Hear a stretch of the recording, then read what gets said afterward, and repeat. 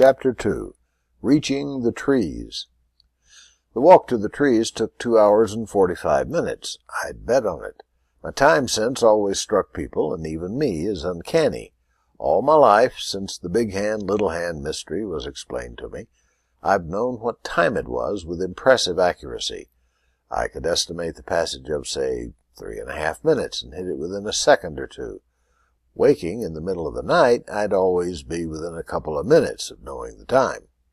At 2 hours and 15 minutes, I was suppressing the urge to run toward the wall of trees a click or two away.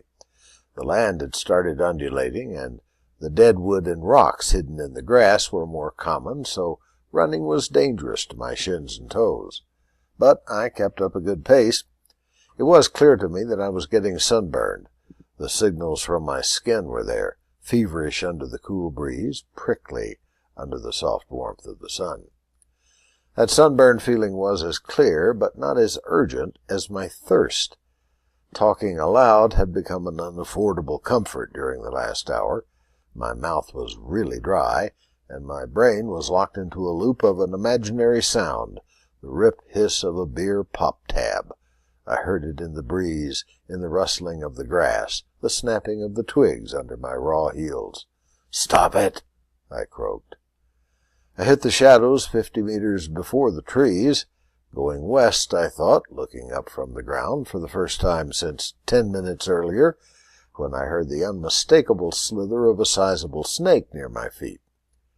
The trees were enormous, jutting out of the plain with the abruptness of a glacier face. The sun shined through the crowns, still blinding, though now dappling and green-tinted in alternating shafts of afternoon gold.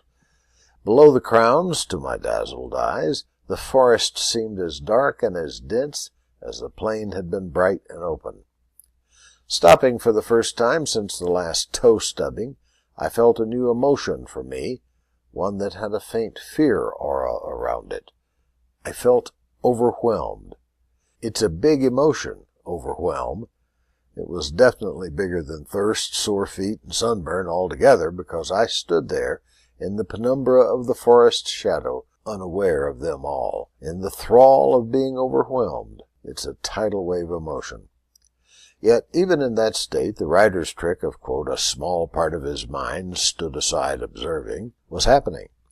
A small part of my mind was fighting off another giggle attack, pinpointing a déjà vu sensation as being about the time, new engineering degree in prospect, that I had walked into the student center where hundreds of corporate recruiters waited like a sea of human Venus flytraps.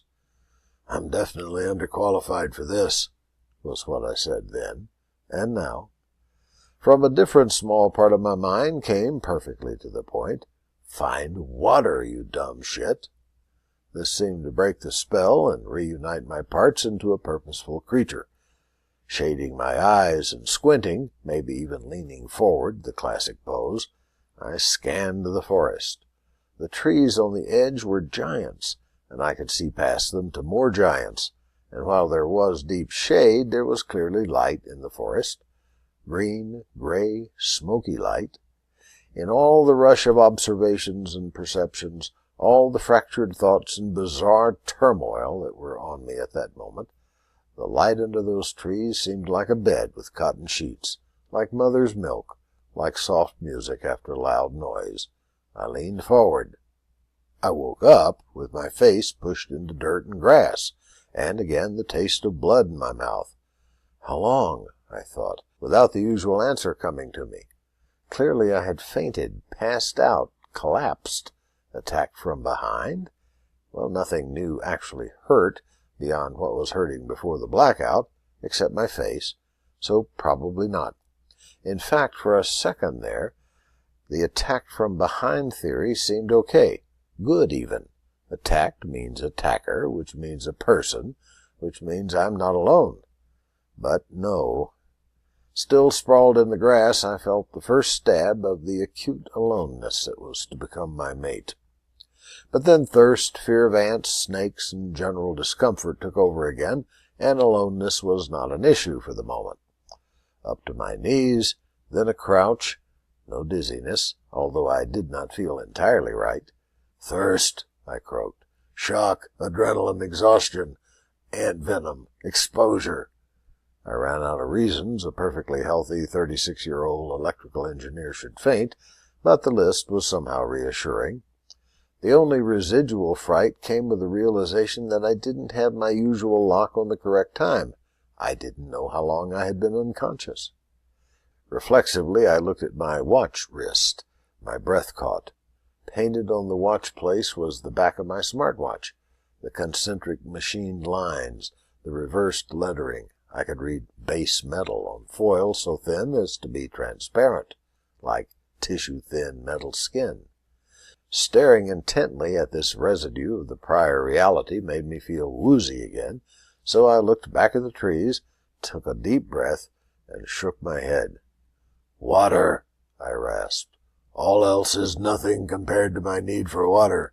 No farting around with anything else until I find water."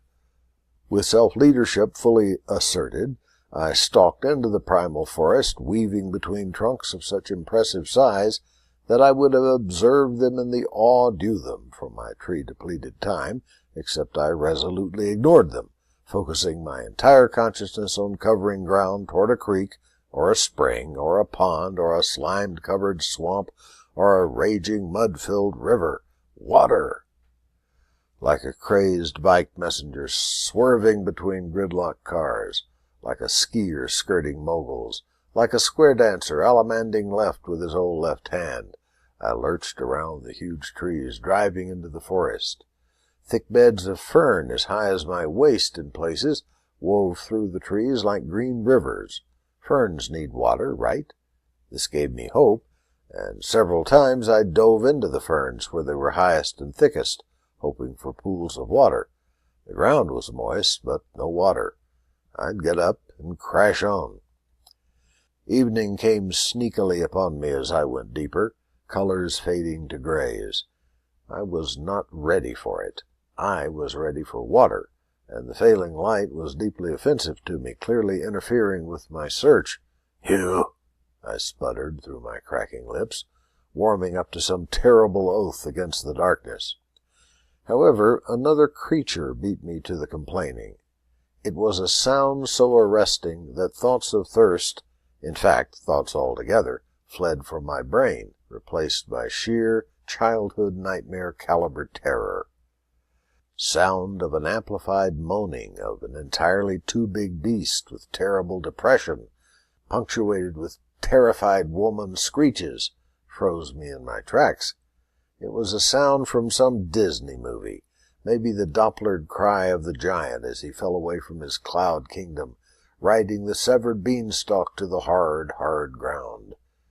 Either it was unbelievably loud or right in my ear, both completely unacceptable to my battered brain. I added my own moan wholeheartedly to the sound.